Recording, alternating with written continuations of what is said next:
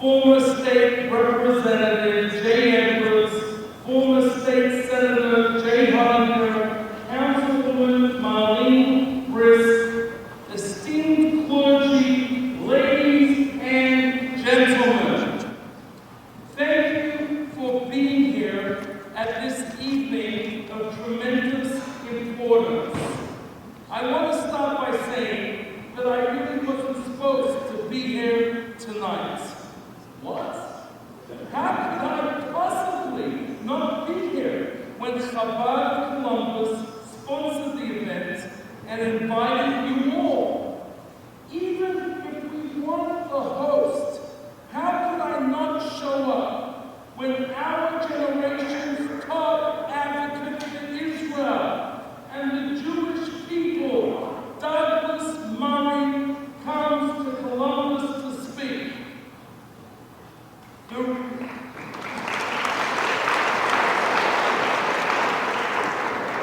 reason why I wasn't supposed to be here tonight is because my father, Yossi Kaufman, of blessed memory, wasn't supposed to live.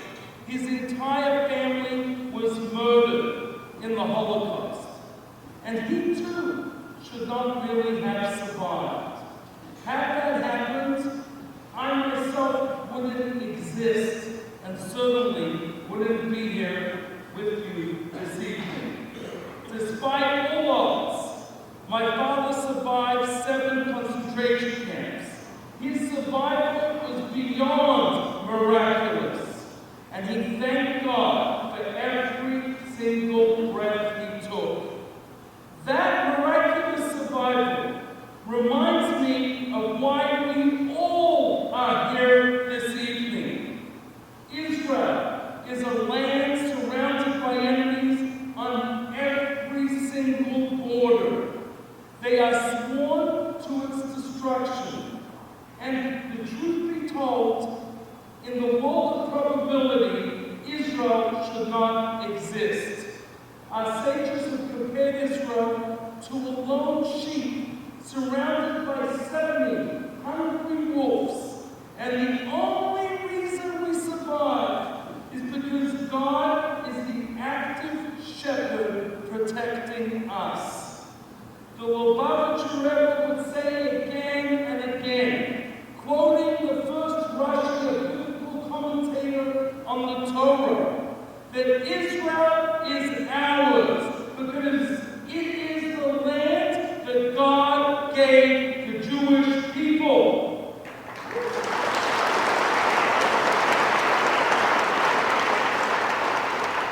Israel is ours, literally thousands upon thousands of years before anyone else who is claiming otherwise existed as a nation.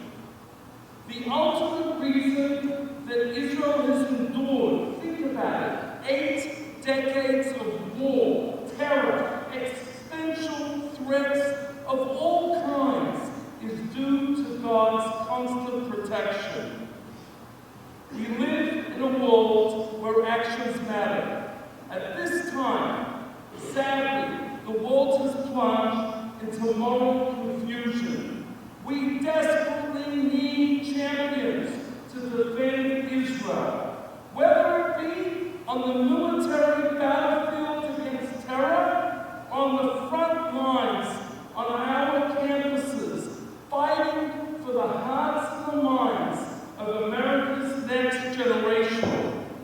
While God protects us spiritually, it is the brave actions of individuals like Douglas Murray who manifest that protection in the world. My friends, 2 months ago I went to Israel for a couple days, and even before I unpacked my bags, I went to Yad Vashem, a museum in Jerusalem where they have the righteous among the nations, people who protected Jews at our darkest hour. The list contains some 30,000 names, and in today's world, where tragically many people choose to stay silent, it is Douglas Murray who speaks up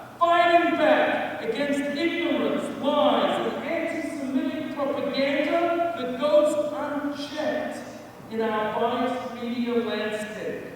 I often think, if only there were more conscientious individuals in the 1930s and 40s who possessed the bravery and the moral clarity, I repeat, the moral clarity of Douglas Murray, then perhaps I would have been able to meet my grandparents. So my friends, this evening began by my saying that I really shouldn't be here this evening. The truth is, in humble gratitude to Douglas Murray's holy work, there is no other place in the world that I would rather be. I want to wish everyone a Shana Tova. God should heal all the broken hearts of the victims of terror. God should protect the brave soldiers of the IDF. And God, please bring home the 48 hostages. And when you're bringing home the 48 hostages, bring us all home, once and for all, to Jerusalem with Mashiach speedily in our times. Thank you.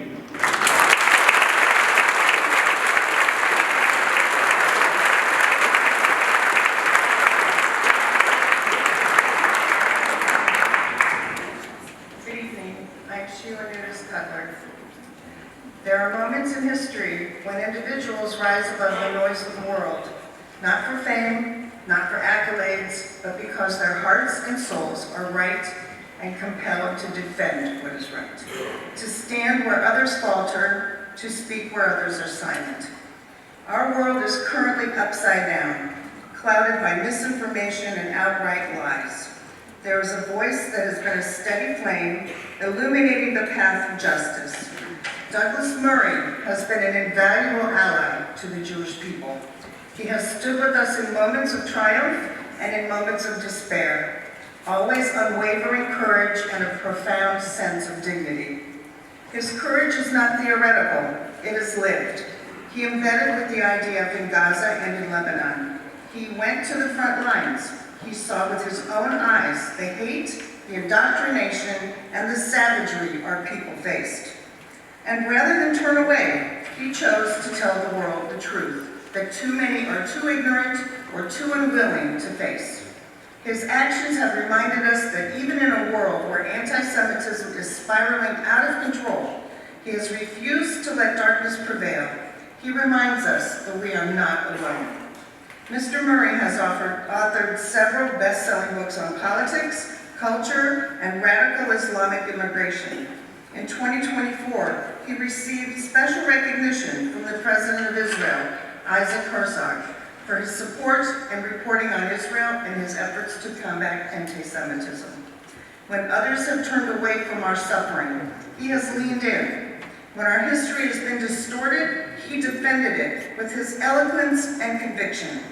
When the state of Israel has been attacked, not just in war, but in appalling words, he has stood as its champion, reminding the world that it is not just a homeland, but a promise that never again will the Jewish people be left defenseless.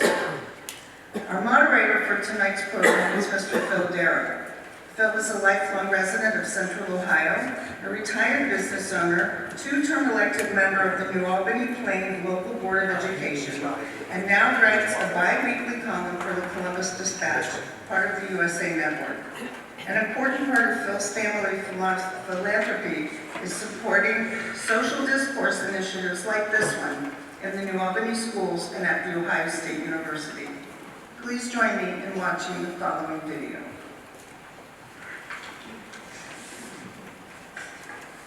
And today we're speaking with renowned author and journalist Douglas Murray.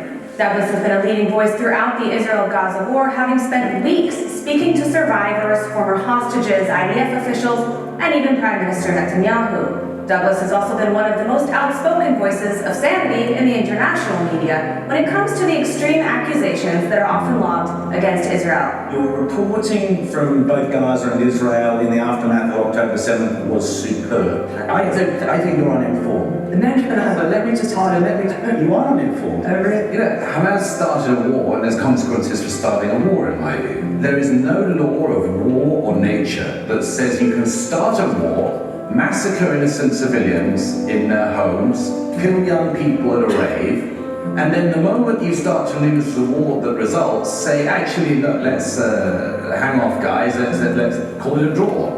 Tell me what you accuse the Jews of, I'll tell you what you're guilty of. I think not standing up for your loved ones, not standing up for your country, not standing up for yourselves in the face of horrible opposition from within and without, are probably worse than your morals. I want to dedicate my acceptance of this award to the people of Israel who, in the face of death, choose life. Thank you.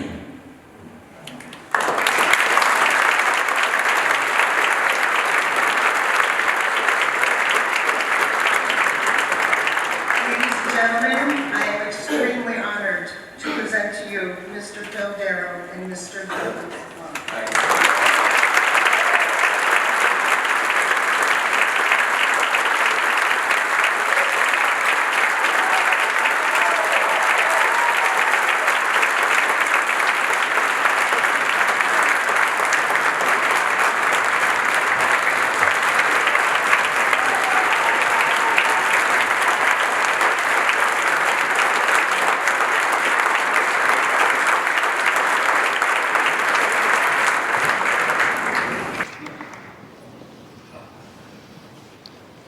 Well, good evening, everyone, and thank you for joining us this evening.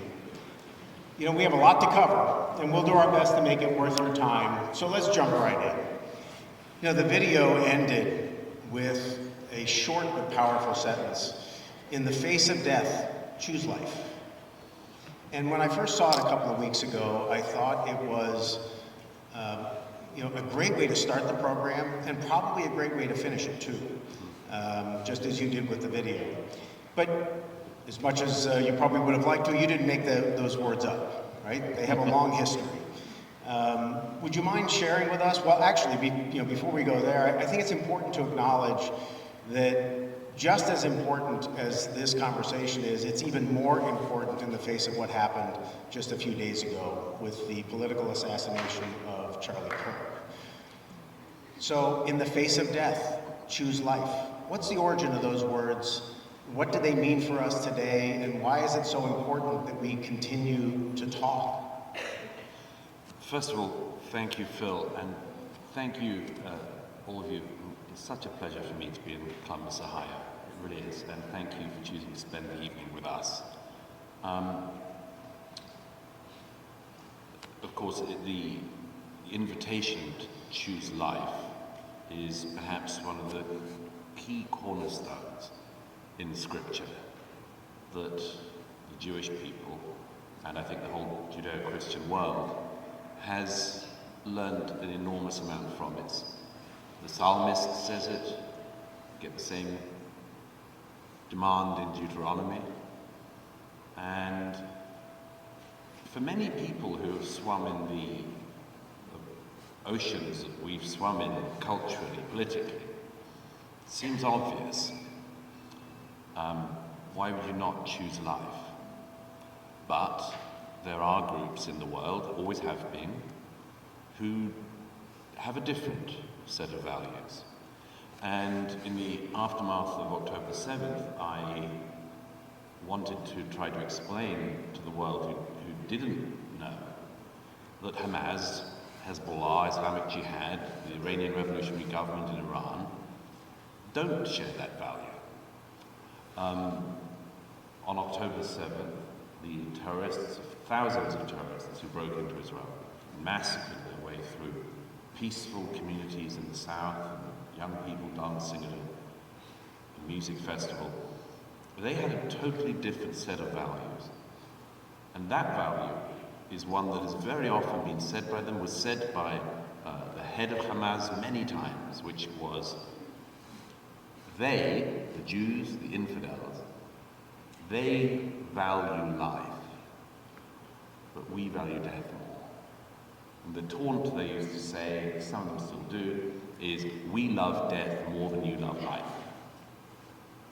And in my 25 years or so now writing about these issues and others, I'd often heard that. I'd heard it from Al-Qaeda when they attacked this country in 2001. That was the one that taunts Osama bin Laden. We love death more than you love life. I heard it when terrorists massacred their way into the newspaper offices of Charlie Hebdo in Paris in 2015, when a suicide bomber blew up at a Manchester Arena concert given by Ariana Grande in 2017. I'd heard this for years, and it always seemed to me to be an almost unsolvable taunt. You know, if somebody says, you know, your weakness is that you value life, I thought, what can you do in front of a death cult like that? What can you do in front of a movement so hateful that it literally wants death not just for its enemies, but also for themselves? There's an easy-ish answer to the second bit, which is if somebody loves death so much, you can help them. But there's also just this civilizational challenge. What does it mean? How can you counteract that? And I actually realized in the period that I was living in Israel for most of the year and a half after October 7th, I realized that the people of Israel had given the answer, which is there's nothing wrong in loving life this much. In fact, it's going to be why we win.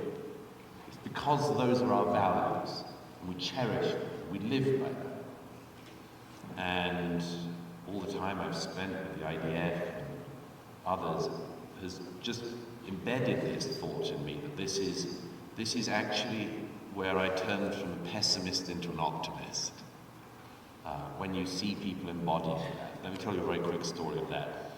The other week I took a holiday finally for the first time in quite a while, and inevitably on the first day of the holiday the Iran-Israel war started. That's what happens. Always look out for me at airport departure lounges. If I'm going anywhere nice, there's a possibility there'll be a war. In the middle of that war, of course, you know, I was getting lots of videos and messages and checking in on friends in Israel as the Iranian ballistic missiles were raining down. And I was so moved by the response of the citizenry of Israel. I've seen this many times, and many of you will have seen this. You visited. That even in the bomb shelters, with ballistic missiles landing on Tel Aviv, the videos I was being sent by friends were of young people, old people, dancing and singing and keeping up their spirits in the midst of this. I said to one friend, I got a video, she sent us some young women dancing in the Israeli flag, a bewildering variety of backgrounds. It would have amazed the social justice warriors who seem to think that Israel is an all-white society, but let's come back to that. They were dancing and keeping their spirits alive, and I said to this friend, in the last couple of years I've been trying to popularize the term death cult to describe Hamas and the Iranian Revolutionary Government and others, and I said to this friend when she sent that video, I said, the world's biggest death cult just met the world's greatest life cult, and the life cult's going to win. And I believe that very strongly. On the issue of the terrible events of the past week, there's much to be said about this and much to think about on it. It was a devastating thing to happen, principally for Charlie's family, but also I think for everyone in America. One of the foundational virtues of this republic can be found in what Alexis de Tocqueville, the great 19th century French writer, observed when he came to America in the 1820s. One of the things he said in his famous book after that, Democracy in America, was the one of the things that amazed him about America was that the citizenry, as well as the politicians, valued what de Tocqueville called face-to-face interactions. face-to-face exchanges. Where has he noticed?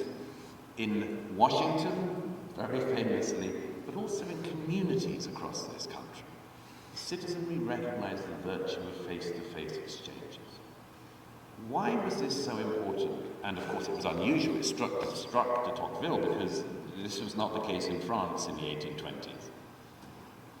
It struck him because he realized something crucial, which I suggested in the New York Post the other day, something that Charlie Kirk also realized, which is the virtue and the value of face-to-face exchanges are, if you are looking into the eyes of another human, even if you disagree on everything, you still see their humanity. You know that they are a fellow human being, and in the case of America, a fellow American.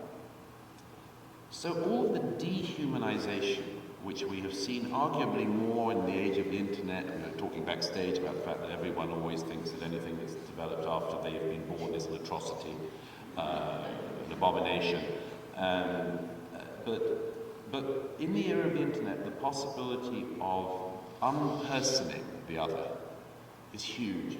Consider all the online accounts that often hiding behind an avatar or a bot or something will say horrible things about another human being, horrible things about a fellow American, a fellow citizen.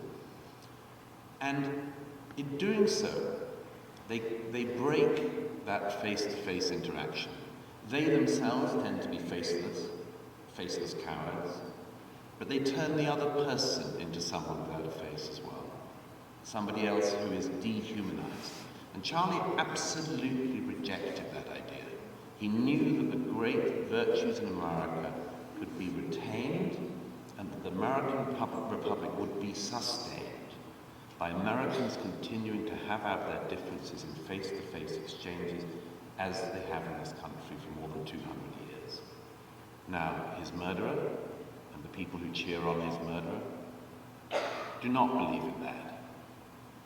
It simply has to be pointed out to such people that the road that they would take this country down is the darkest road imaginable.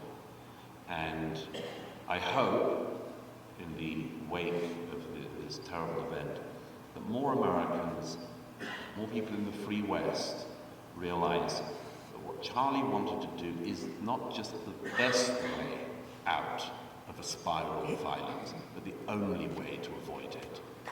And it would,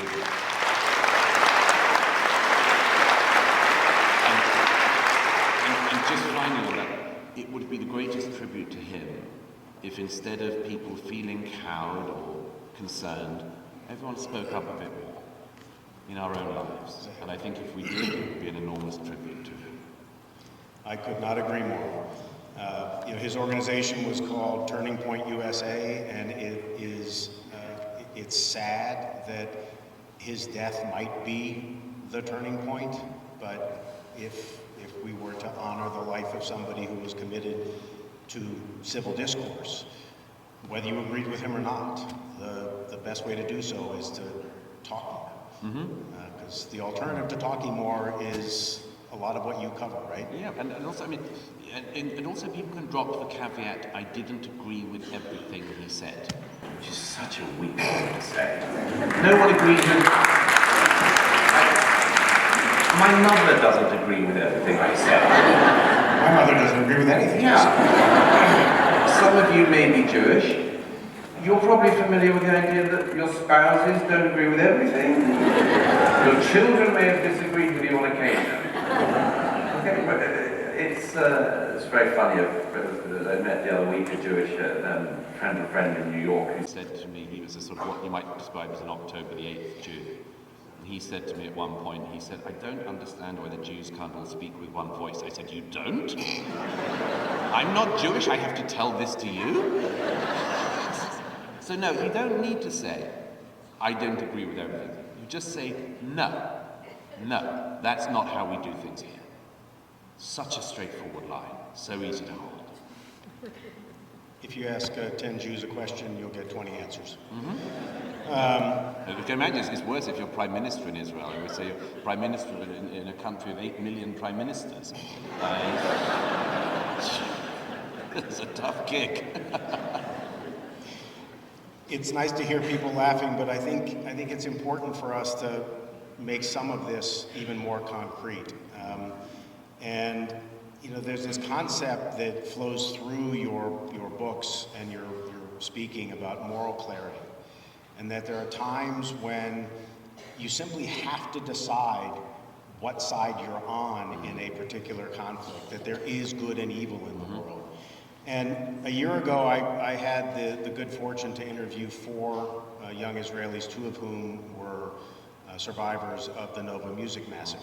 And I wrote a column about it, and it was tough for me, because I hadn't experienced that before. Reading your book, you interviewed dozens, if not hundreds, of people, and you saw scenes that no human should ever see. And you know, on the morning of October 7th, you document the joyful barbarism of Hamas on that fateful day. And I think it's important for people to really have a sense of what that was like. Would you mind reading a passage from your book that would help them?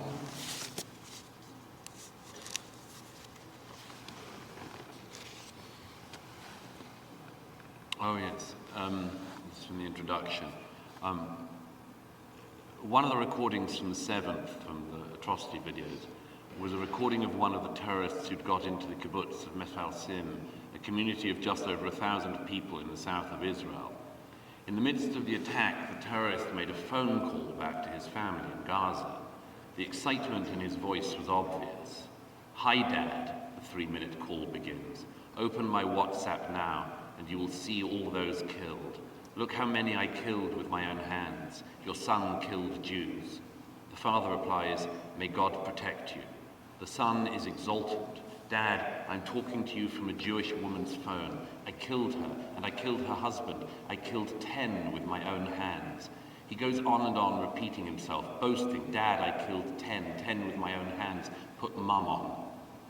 "Oh, my son, God bless you," say the parents. Their son keeps making the same boasts to his mother. "I wish I was with you," she replies. "Mom, your son is a hero," he boasts. "Kill, kill, kill."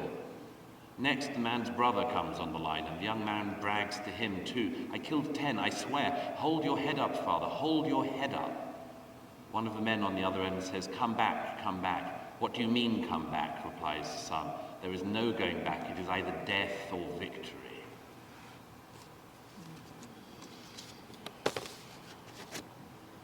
So that's the reality, right? That's a part of the reality for sure, yeah. That's the reality of that conflict.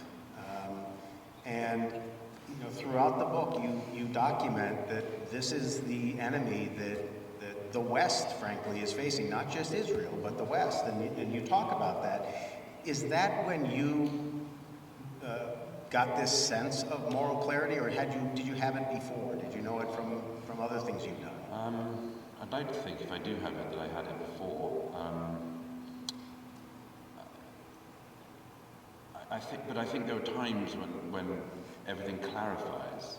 I said about October 7th, pretty soon afterwards, I said sometimes a flare goes up and you get to see where everyone is standing. And I think that was very much the case on October 7th. I was at my home in New York, and on October the 8th, I'd heard that there was going to be a protest in Times Square down the road. And I went to it, and there were hundreds of people there in the center of Times Square. And what were they demonstrating about? They weren't demonstrating against Hamas. They weren't demonstrating in support of the people as the massacre was still going on. They were supporting Hamas. They were waving banners in the center of New York, praising the ongoing massacre. That was one of the moments where I realized, I thought, well, I've got to get to Israel as soon as I can, because I realized that there would be several things. One would be that the world would try to close the chapter as fast as possible on what had actually happened. You could see it even in 24 hours after the 7th. The world's media were already running front pages saying, you know, world gears up for Israeli revenge. You know, always that pattern in the reporting. But so I realized that several things might happen. One was that the world would gloss over what had actually happened. They'd just rush by it. when I knew already from the figures, from the facts, the videos that were coming out, that this was not something anyone could or should gloss over. But the other thing was I wanted to be there to see it for myself, because I also knew that there would be people immediately who would deny that any of it had happened.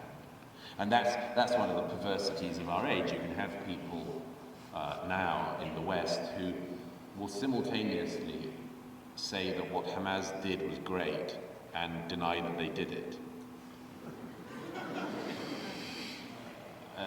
It's like, you know, Mohammed Atta, one of the main 9/11 hijackers, a friend of mine some years ago interviewed Mohammed Atta's father in Jordan and discovered that he believed his son was a great martyr and that the Jews did 9/11. And my friend was like, was your son a Jew?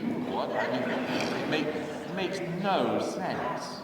But it's two interesting examples of the way in which people can hold totally contradictory things in their head and keep going. One of the perversities, of course, about the 7th was this element of absolute barbarism. To say it's medieval barbarism would be to slur the Middle Ages. But this terrible ancient barbarism appeared in the modern age with GoPro cameras and WhatsApp and smartphones. And that was, for me, I thought, if you can't work out which side you're on, between young people dancing in the early morning, like they might at Glastonbury or Burning Man or something like this, and if a group of hundreds of heavily armed men come in and start raping women, killing, abducting, torturing, shooting, if you can't decide which side you're on, the people carrying out the atrocity or the young people dancing, there's something very wrong with you. Something very rotten in your soul. But we have seen that, and there's this other layer, if I can say so, which is that when other people in the West have been killed in acts of terrorism, we expect the victims to have the sympathy of the civilized world. So why, when it's the citizenry of Israel that suffer the terrorism, is there this strange contortion where they become victims a second time through a process of delegitimization, defamation, and much more in the international media? And that's something that I think really does point to something we have to address in our own societies. Why is it that a couple of months ago again, I mean, you can choose these almost any day, at Princeton University, one of the most storied higher education institutions in this country, some of the students, hundreds of them, were standing in the main square of Princeton University chanting "Glory to our martyrs." What is "our" in that? And why are the Palestinian terrorists martyrs in Princeton? This is something we have to address. I think that the Israelis can look after themselves. The IDF and the IAF show that. But we have to do something here in America and in the West, because there's a lot here.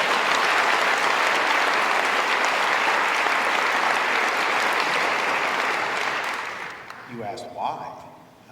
Do you have an answer? Because I don't really have an answer. And I haven't talked to anybody else that has an answer. Why do young people in particular, why have they many of them, seemingly embraced an ideology that is about as illiberal an ideology as it could be, that is truly evil, that runs against everything that they theoretically stand for, yet here they are? It is an extraordinary question, and it needs to be answered. There are several possible answers. The main one is, of course, that in America, as in Britain, which you can tell is where I'm from, in most countries in the West, I was in Canada the other day, they have absolutely the same problems there. We do have this problem of good parents, nice parents, sending their children to university where they become stupider and more wicked. And I have a professor professor that I work with who's in the audience tonight, so hopefully he's not offended. I'm sure it's not. They're good people, but I mean, it's quite something that, you know, your parents remortgage the house and you come back and tell them how the world works after one term. But I mean, there has just been an intense indoctrination. The reason, all of the figures bear out what you say, all the polls bear out what you say. There is an age and a demographic problem in this country of their views of terrorism, the use of violence. If you look at the percentiles of the American population who believe that violence is an appropriate response to speech you don't like, it's way down as a minority view in every group other than the young. Well, that's something we have to address. And all of these things are connected. All of them are connected. You wouldn't, if you didn't have that view of violence, then you wouldn't be having Jewish students chased across campuses in the US with people screaming, "Go back to Poland," and the people screaming, "Go back to Poland," believe they are anti-racists. You know, so it's all got tied up. And I have two main explanations for it. One is this intense indoctrination of young Americans, I say, where it's worst if they go to university, is that they get taught this idea that the world is effectively about oppressor and oppressed. It's about victims and victimizers. And they get this whole, if you don't mind my saying so, BS ideology fed to them. And it believes that any problem in the world, in fact any place in the world, you look at it, you work out who is the oppressor, who is the oppressed, and then you side with the person who's oppressed. Now, this system doesn't work, by the way, and of course it breaks down under its own contradictions, and there are masses of places in the world they don't bother to look at because it would frankly be too complicated. But what they have done is that this ideology has been implanted onto the Middle East, and now Israel, for a large number of young people in America, is, you know, if you're an anti-capitalist, Israel is the uber-capitalist state. If you are anti-white supremacist, as if that's a very brave thing to be in the 2020s, you can say, well, Israel is a white supremacist state. Again, you've never walked down the street in Tel Aviv. If they're anti-colonialist, and again, so brave in the 21st century to be anti-colonialist. By the way, if they did want to be anti-colonialists, they could try to object to the Chinese Communist Party being a colonizer across Africa, but let's park that. Or they could be anti the Iranian revolutionary government colonizing the Middle East, but again, park that. If they are anti-colonialists, they look at Israel and they say Israel is the most colonizing power. If you are anti-genocide, which is another great brave label these people give themselves, then they can say Israel is the one committing the biggest genocide. And that's what they do. It's like Israel is the place they can pour all of their discontents and all of their ill-thought-through ideology onto as the ultimate expression of all the things that they are believing that they are against. But I think there's one other thing that needs to be said about this.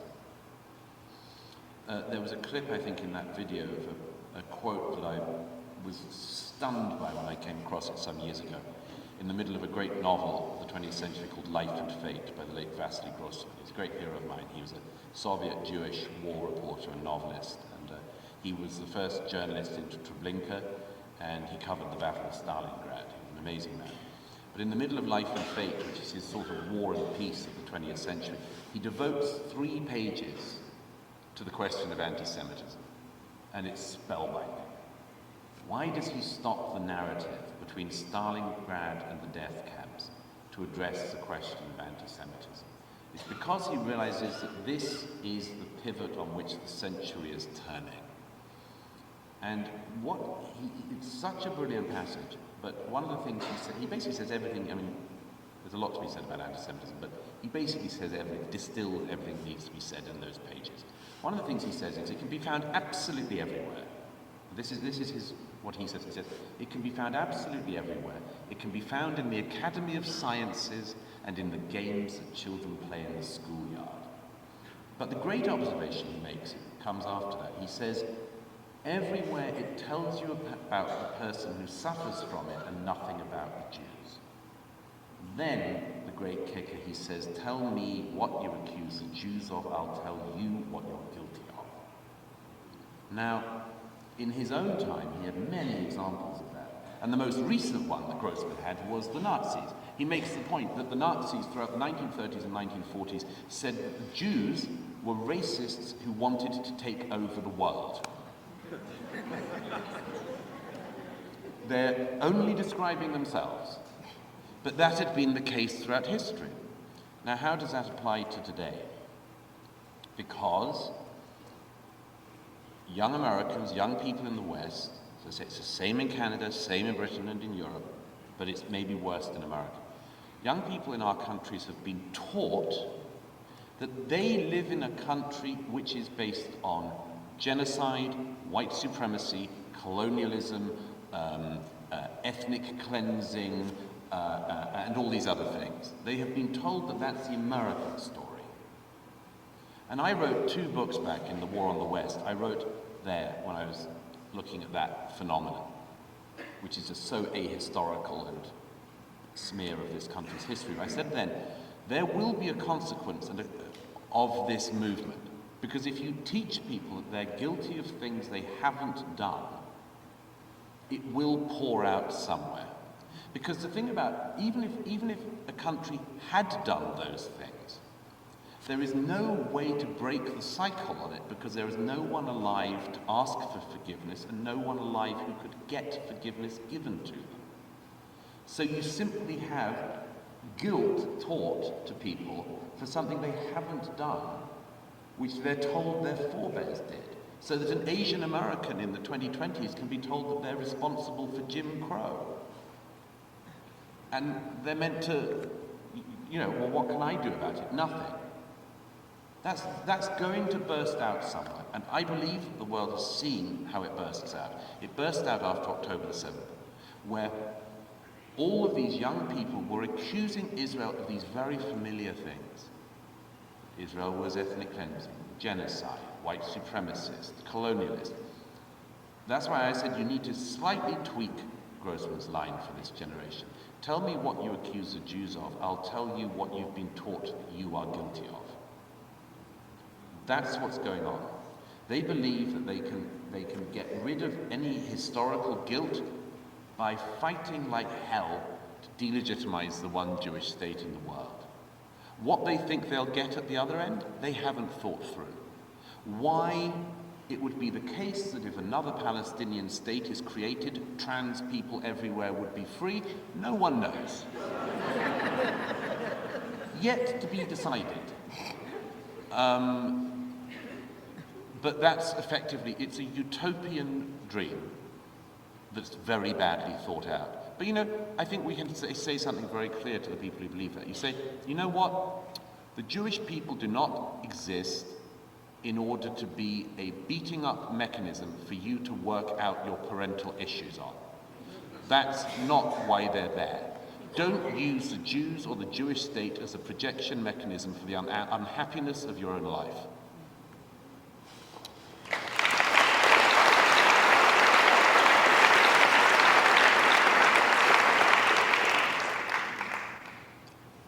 We have 20, 30, 40 years of history of teaching this to young people.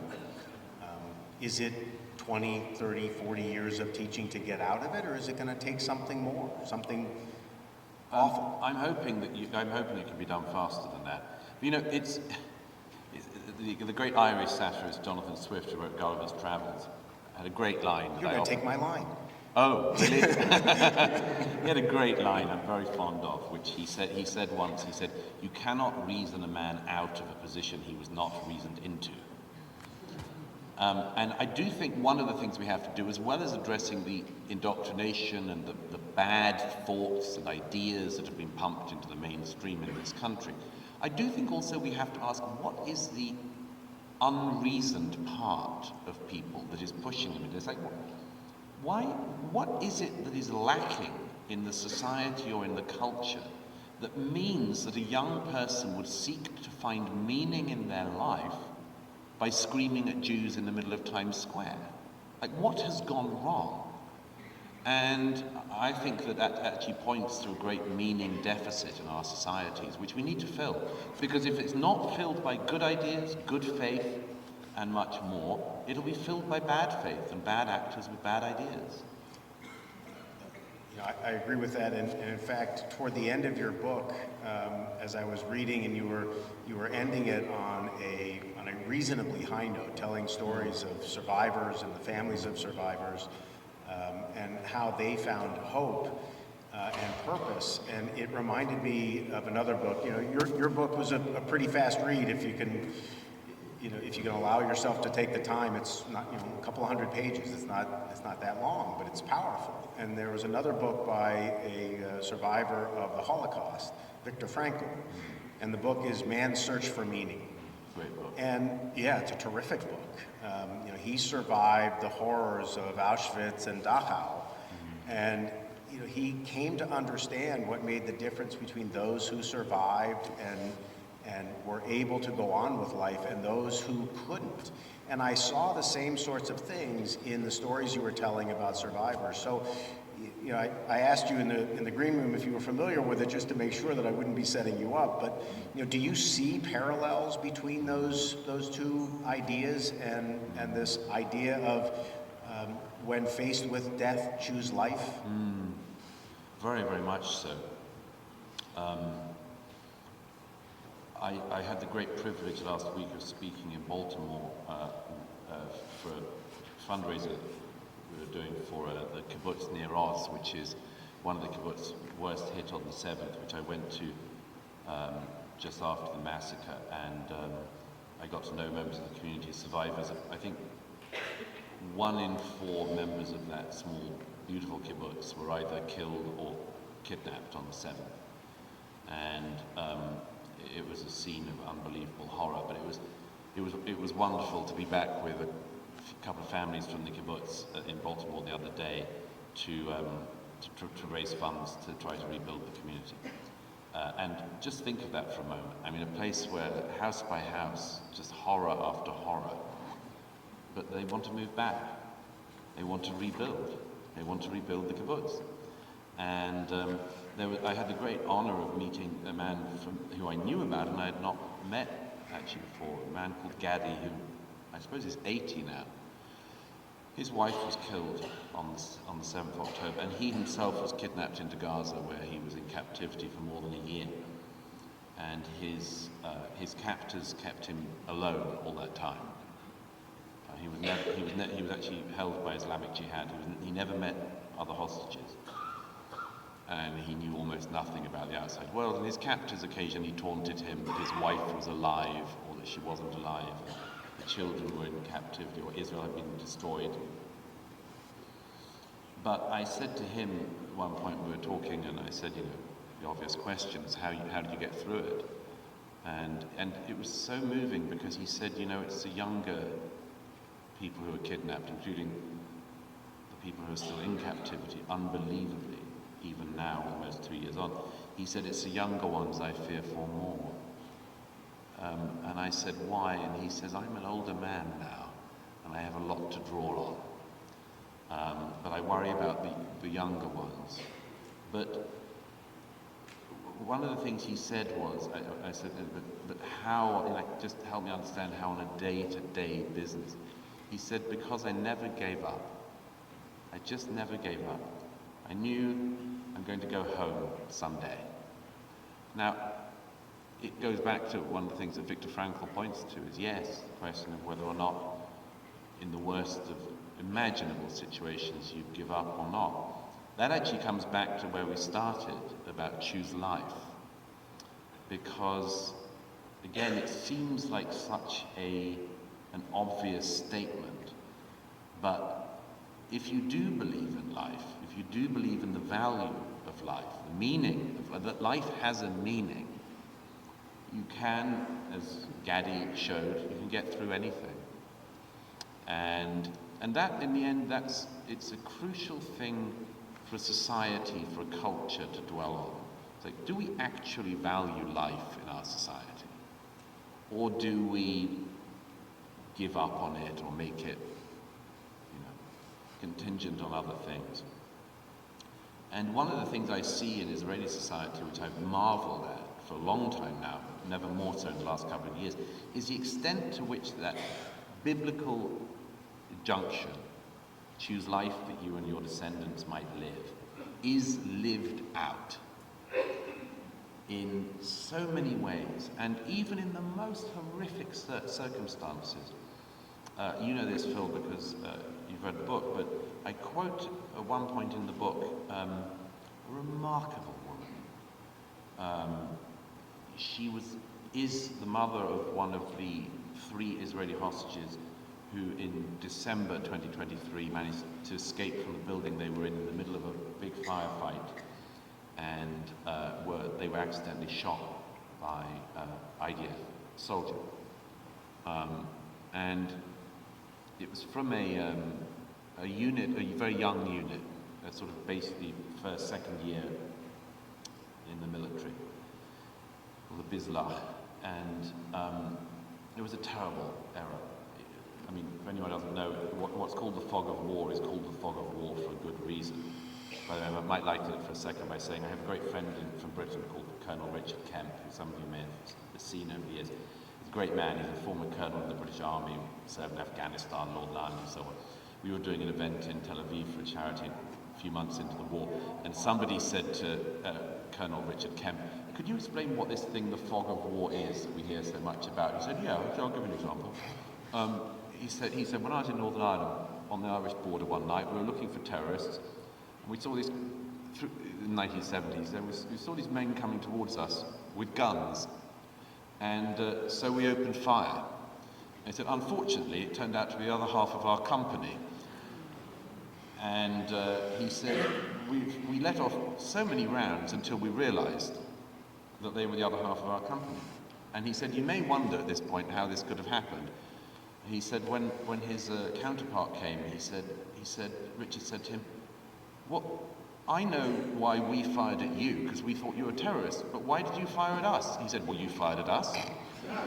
It's a pure dad's army. But unfortunately on that occasion no one was killed. But these things, terrible things do happen. The fog of war is real. Anyway, the reason I mention this is because one of the 3 young men who was killed in that terrible incident, his mother knew that as well as losing her son, that the soldiers who did that, who made that fateful mistake, that their lives could be ruined as well. They would never forgive themselves for this. And so she sent a voice message to the unit, and she said in Hebrew, she said, I don't blame you, I love you. If you ever need a home, come to mine. If you ever need a meal, come to my home is your home. But she said, you have to remain strong. You have to remain strong and not let this demoralize you. And when Yahya Sinwar, who was the architect of October 7th, when he was killed just before the first anniversary of the 7th, I went into Gaza with the unit that had killed him. And it was the same unit, Bizlach, who managed to kill Yahya Sinwar. And they played me the voice message they had just got from the same hostage's mother. And she said, you see, I told you, stay strong, and you did, and you've killed the enemy of the Jewish people. And that's remarkable. That's just an example of the fact that also in a society it's very important to focus on the front line of the heroes, the young men and women who fight, defend their people and their country. But a society also relies on the citizenry and on having remarkable men and women like that woman holding the society together. I always think, imagine if instead of spending your time smearing your counterparts in Israel, imagine if you tried to emulate them. Like, imagine if instead of believing in this victimhood culture that we have now in the West, imagine if we had a heroism culture again. Imagine if we had a culture which revered heroes, which admired resilience, who looked up to people, whatever their station in life, if they did things that were filled with dignity and nobility like that mother, we'd be a totally different society and a much better society. So that's why I think, among other things, this is such an important moment. It's like that old internet meme, you know, you have a choice. Which road are you going to go down? And for us, I think the road is, do we go down the road of victimhood and blaming, or we decide to orient ourselves once again towards courage and dignity? I know which one I'd like us to go down.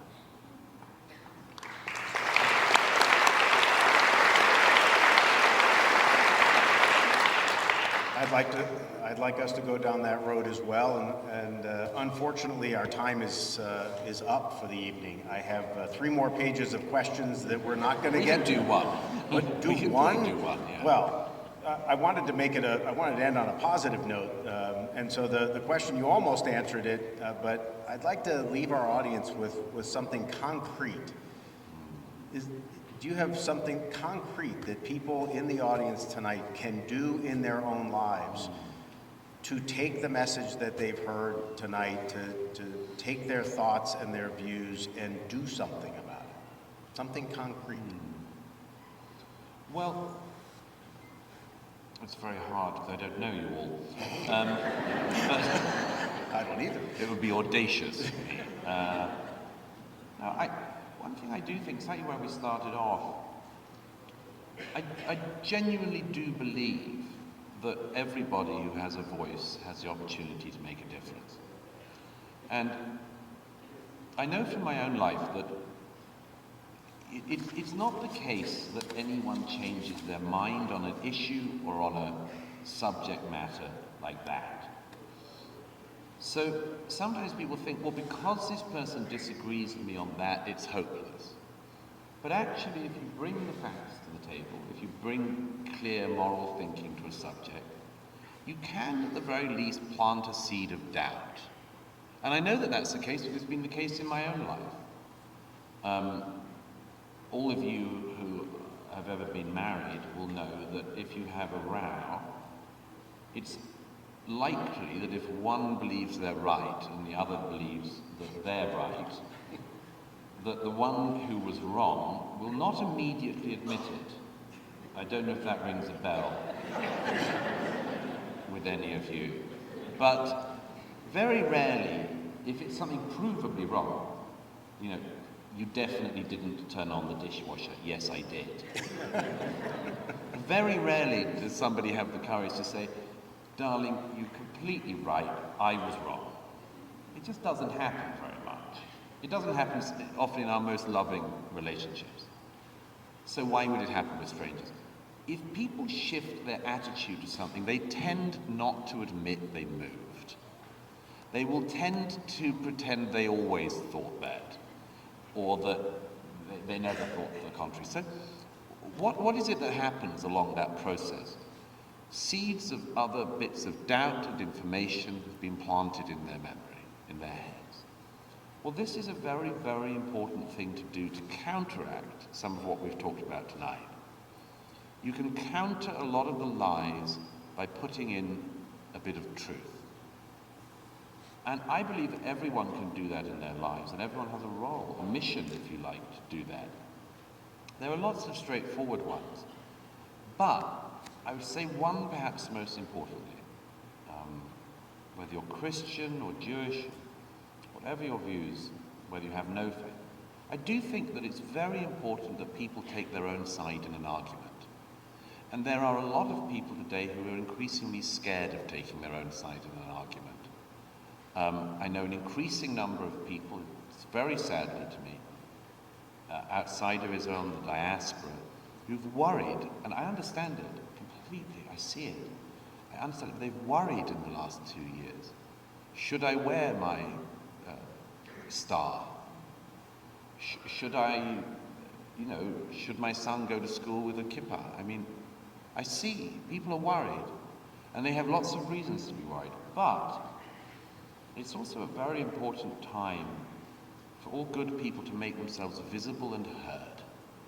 And I think that we can, and I think that we can do so in a spirit of optimism, to say where we started from, which is we will not apologize for being people who love life.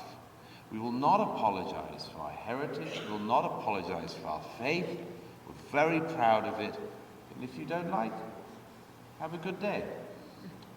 But if more people stood up and were counted and were proud, I do think that over hopefully a short period of time, much of the troubles of our time could be addressed. So that's the main thing to my mind, is plant seeds of doubt, correct people where they're wrong, and be proud and stand up. With the knowledge, by the way, that, as I've finished this book by saying, in the knowledge that in a fight between a death cult and a life cult, the death cult has no chance of winning in the end if the people of life stick to the scriptures, stick to their principles, stick to their heritage, and recognize that stories and tales and commandments which have seen all of us and all of our forebears through much worse times than this will see us all through these times too. And on the other side of it, we will be able to say, as I'm always delighted to say, there will be a day when we talk of Hamas, or our successors talk of Hamas and Hezbollah and the Iranian revolutionary government the way in which we talk of Pharaoh and Hitler. They too will be gone.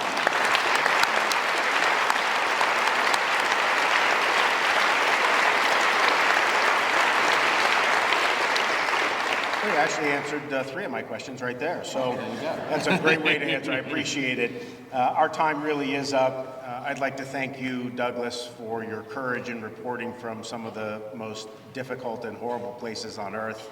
I'd like to thank the audience for coming out and being a terrific audience. And with that, good night. Thank you. Thank you so much. Thank you, Phil. Thank you. I really enjoyed that. That was very good. Thank you. Thank you for that.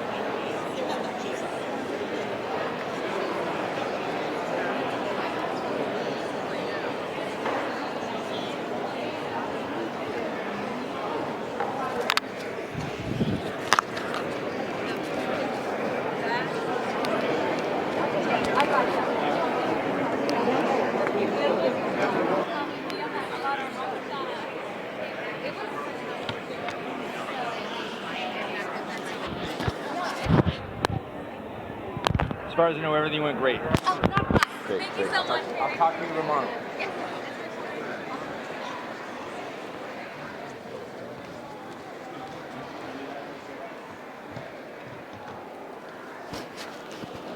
There you go.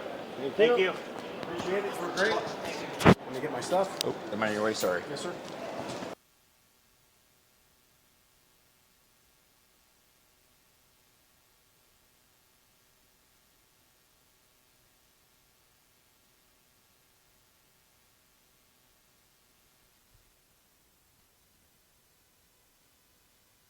Good to hear him. For you? Not bad.